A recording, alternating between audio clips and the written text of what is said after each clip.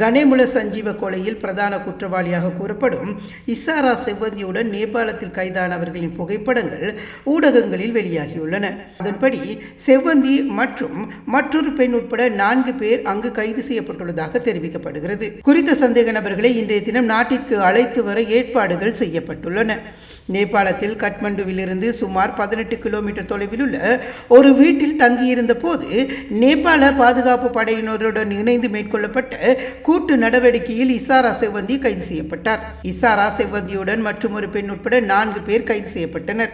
அவர்களில் தற்போது போலீஸ் காவலில் உள்ள கெஹல்பத்ர பத்மேவின் நெருங்கிய கூட்டாளி ஒருவரும் உள்ளதாக தெரிவிக்கப்படுகிறது. ஒழுங்கமைக்கப்பட்ட குற்றவாளியான சஞ்சீவ குமார சாமரரத்ன அல்லது கனேமுல சஞ்சீவ கடந்த பிப்ரவரி மாதம் அன்று புதுக்கடை நீதவான் நீதிமன்ற வளாகத்தில் சுட்டுக் கொல்லப்பட்டார்.